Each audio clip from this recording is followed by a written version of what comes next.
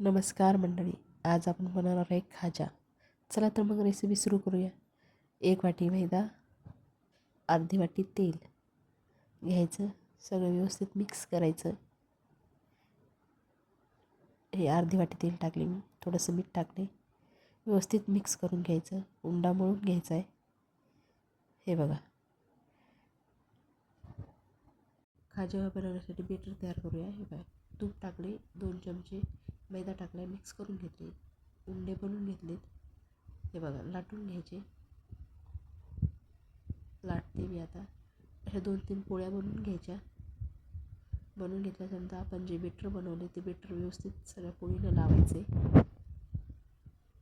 हे बघा, लावते मी. लावलं त्यानंतर दुसरी पोळी त्याच्यावर ठेवून द्यायची आणि त्याच्यावर पण बेटर लावायचे.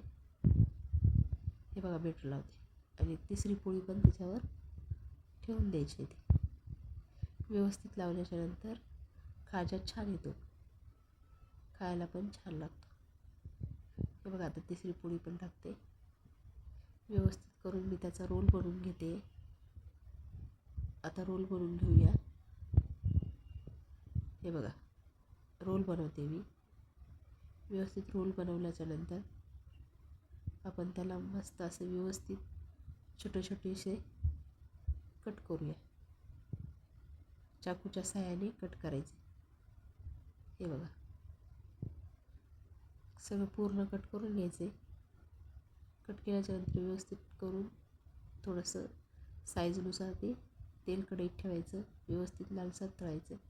एका ह्याच्यात अर्धी वाटी साखर छोटीशी, थोडंसं पाणी टाकायचे. अर्धा कप टाकलं तरी चालतं. त्याच्यानंतर छान असं ते होऊ द्यायचे. हे बघा, किती छान बनवले मी. छान मस्त असा पाक होऊ द्यायचा आहे.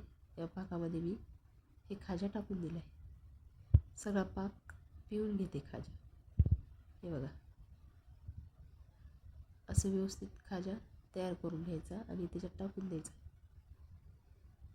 हे बघा, तयार झाला खाजा. खूप खायला छान लागतो, खायला पण छान लागतो. असं तोंडात टाकलं की पाणीच होतं त्याचं.